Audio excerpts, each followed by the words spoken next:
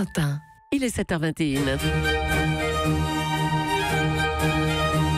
Votre correspondant est occupé. Ah, c'est vraiment ça, hein. Le tube de la musique par excellence.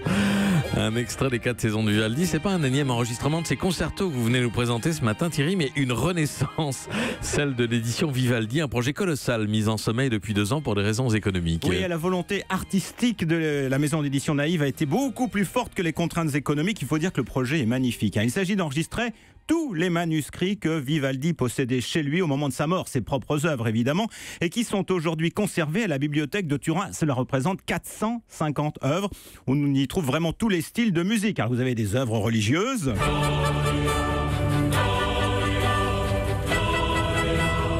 le fameux Gloria, des concertos aussi, et pas seulement les 4 saisons, par exemple des concertos pour mandoline.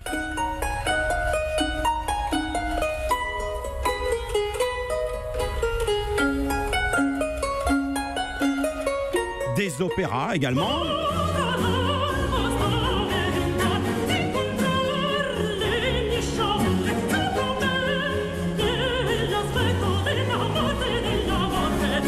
Les opéras, c'est sans doute ce qu'il y a de moins connu dans l'œuvre de Vivaldi. Et oui, et pourtant nous savons grâce à une lettre de Vivaldi qu'il a écrit 93 opéras, mais très peu sont enregistrés. Et c'est d'ailleurs l'un des mérites de cette édition Vivaldi, nous faire découvrir un pan totalement méconnu de son art.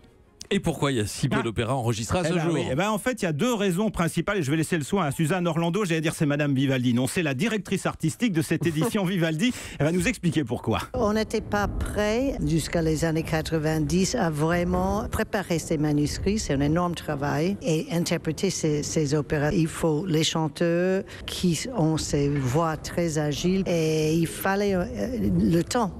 On n'était pas tout à fait prêt. Voilà, le temps est venu donc pour les opéras, et c'est un Doria in Tempe, un opéra donc qui va signer le retour de cette édition Vivaldi qui sera riche à terme de près de 80 disques et coffrets. Une 50aine sont déjà disponibles, alors je ne dirai qu'un mot, bravissimo.